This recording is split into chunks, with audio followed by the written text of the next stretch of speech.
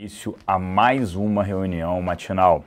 E ontem, né, tem atualização, não só a comissão do impeachment, o relator da comissão do impeachment vindo como favorável, né, falando principalmente das pedaladas em 2014, teve também Andrade Gutierrez, em delação premiada, falando sim, segundo o jornal, se eu não me engano, foi a Folha, falando sim que houve pagamento para a campanha da presidente Dilma em 2014. E tem mais, a atualização da pesquisa do Grupo Estado, né, Estadão, está disponível ali no site e no nosso relatório matinal. A atualização de ontem à noite é de 260 votos a favor do impeachment, 110 contra, e aí tem indecisos e não responderam ali. Então vai ser uma briga ainda boa até a votação, entre o dia 15 ao dia 20, né, quem assistiu ontem foi longa a discussão, né, na comissão do impeachment sobre isso. Lá fora também, reservas na China avançando, Banco Central Europeu reafirma compromisso de levar a inflação para a meta. É incrível, né? Aqui a gente tem que trazer ela para baixo, lá eles têm que levar a inflação,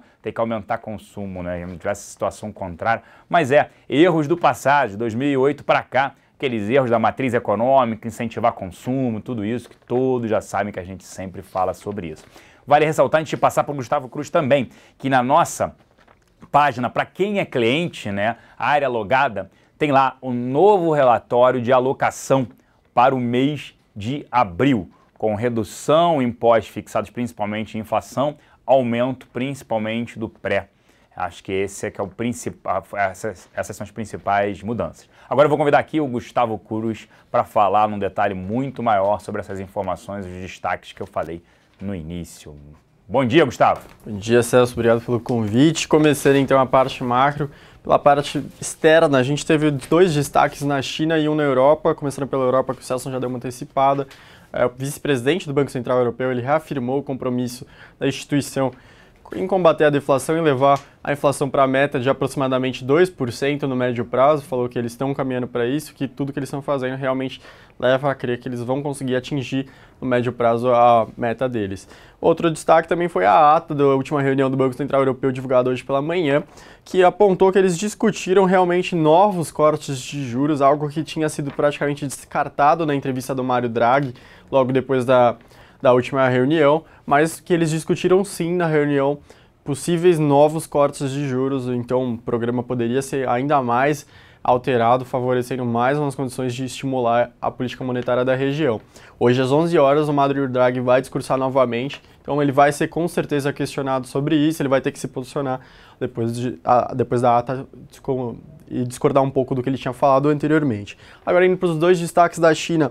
Um são as reservas internacionais da China, que avançaram 10 bilhões, sugerindo que as intervenções no mercado de câmbio pelo governo foram reduzidas. As reservas subiram para 3 trilhões de dólares. E o outro foi um pouco de temor, as bolsas na Ásia elas avançaram, mas as chinesas recuaram, muito porque uma das medidas que acabaram com aquela turbulência excessiva no começo de janeiro, para quem não lembra, a bolsa, eles tentaram adotar um circuit breaker e acionaram várias vezes, logo depois até que eles suspenderam. Uma das medidas foi que eles proibiram as grandes acionistas venderem mais de 1% nas ações totais das empresas, e essa medida tinha como validade 3 meses, acabando agora no começo de abril. Então as bolsas na China destoaram um pouco das outras bolsas asiáticas e recuaram, muito por conta desse temor que com isso, o final dessa restrição, poderia trazer mais turbulência para a região. Hoje lá no exterior a gente ainda destaca o discurso da Janet Yellen às 3 horas, se eu não me engano. Na parte doméstica, a gente teve, o Celso já antecipou a atualização do levantamento sobre a votação do impeachment, agora em 260 votos favoráveis contra 110 contra. Um destaque foi, fontes do jornal O Globo citam que o Eduardo Cunha, presidente da Câmara, ele já está meio que definindo como vai ser o rito dessa votação. E, segundo ele, o Eduardo Cunha, ele decide como que a votação inicia, quem vota primeiro.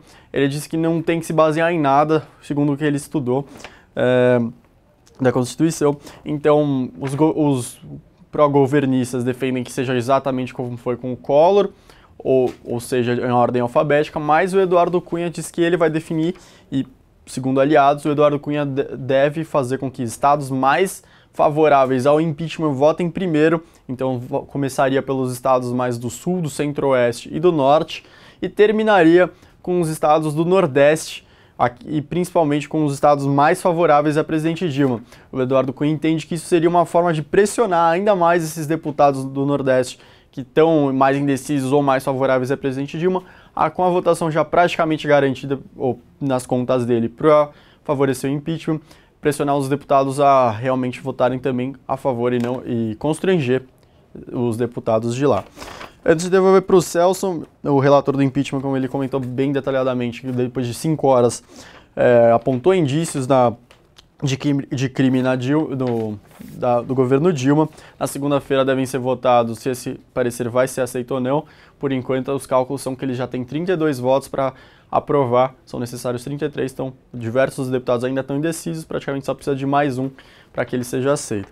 E por último, a Andrade Gutierrez, a segunda maior empreiteira do país, ela citou o uso de propinas nas doações legais nas campanhas de 2010 e 2014 da presidente Dilma. Então as propinas vinham de obras superfaturadas, foram descritas que basicamente ocorriam da seguinte maneira: existiam parte da propina que eram de compromissos com o governo por atuar nas obras, ou seja, propina, e a parte que ele cita como republicana, ou seja, aquela institucional em forma de doações. Andrade Gutierrez doou 20 milhões na campanha de 2014 para a presidente Dilma. Agora sim, devolver para o Celso. Hoje a gente tem o Nelson Barbosa em evento como destaque aqui na agenda local. Com você, Celso. Obrigado, Gustavo. Fluxo aqui na casa ontem, os locais terminaram o dia net vendidos em 26 milhões de reais. Destaques na compra para GGBR, MRV, Vale 3 e BVMF. Destaques na venda para Brasil Foods, BR Foods, BB Seguridade, Banco do Brasil, Equatorial e Lojas Renner. Nas duas pontas, Suzano, Petro, 4, Bradesco, Itaú e Itaúsa. Os estrangeiros terminaram o dia net vendidos em 2 milhões de reais, quase que estáveis. Destaques na compra para Pão de Açúcar, Vale 5, Tractebel, Equatorial e Embraer. Destaques na venda para BVMF, Vivo, Vale 3, Semig e Santander. Nas duas pontas, Petro 4, CCR, JBS e Itaú. Vale monitorar, informações do jornal Valor sobre a Petrobras, investimentos de 26 bilhões de dólares em refinarias, segundo citando ali relatórios sigilosos da companhia. Segue esse cenário, né? Quer dizer, quais são as informações que jogam por água abaixo todo o trabalho do Bendini, tentando trazer um pouco de credibilidade e transparência para a companhia. A gente segue cético com ativo, mas é óbvio, se tiver uma queda, né, a presidente Dilma não terminando o mandato, é um ativo que sobe sim por conta da interferência governamental. Vale, Samarco não poderá operar por enquanto até que resolva os problemas de vazamento. Samarco é joint venture entre a BP e a Vale do Rio Doce. Vale do Rio Doce não mais, né? Só Vale.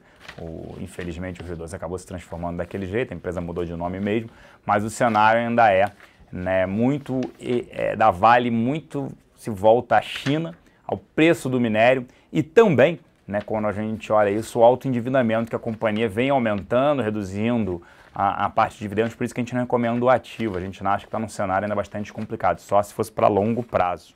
Eletrobras, será que vai ter um aporte de R$1 bilhão por parte do governo? É isso que destaca hoje, né, a principal mídia ali, destacando que pode ter um aumento sim por parte do governo de R$1 bilhão para a companhia. Braskem iniciando sua operação no México. A Oi, né, segundo informações do estado de São Paulo, o governo descartou ajuda financeira à companhia. A companhia vai passando por um processo extremamente desafiador. Ela gerou de caixa menos de R$8 bilhões, tem uma dívida líquida de R$43 bilhões. Então, ela tem uma alavancagem financeira de mais de 5,4 vezes. Então, como é que se resolve esse problema? Ela vai precisar de um novo aumento de capital, lembrando que há 2 anos atrás ela fez um aumento de capital. Então, a situação segue bastante complicada. Ou ela vende seus ativos para as outras 3, TIM, Claro e Vivo, para tentar sair dessa situação financeira complicada. Rumo, falando do segundo valor, uma indenização que pode chegar a R$300 milhões, né, um imbróglio entre ela e a cliente Agrovia, sendo que a gente está chegando ao fim, ela poderia ter que pagar R$300 milhões, pode pesar sim na Rumo. Indústrias Home informou, né, recompra de até 2.800.000 ações, e a Brasil Farma anunciou a venda de 40% na Built-in, segundo informações do estado de São Paulo, mas não tem um valor ali destacado. Vale destaque ontem, né, para as ações de TIM e R-Log na nossa mesa de aluguel, e também tem sido bastante demandado, tanto Petro 4 e 3 quanto o Vale 3 e 5. Vou ficando por aqui, mas lembrando que tem hoje Batalha do Século, a partir das 11h30, com Danilo Zanini, por parte da análise gráfica, e Ricardo Kim, pela parte de fundamentos. E hoje também participarei do Conta Corrente na Globo News. Espero que todos assistam. E vale lembrar, né? Na Arena do Investidor, 4 analistas ali para ajudar vocês a investirem melhor, ainda mais com esse cenário de volatilidade elevada. Você decide quem você quer acompanhar nas nossas salas. Um grande abraço, uma excelente quinta-feira e eu retorno amanhã na reunião matinal. Mas antes, Globo News hoje à noite no Conta Corrente. Um grande abraço, até lá.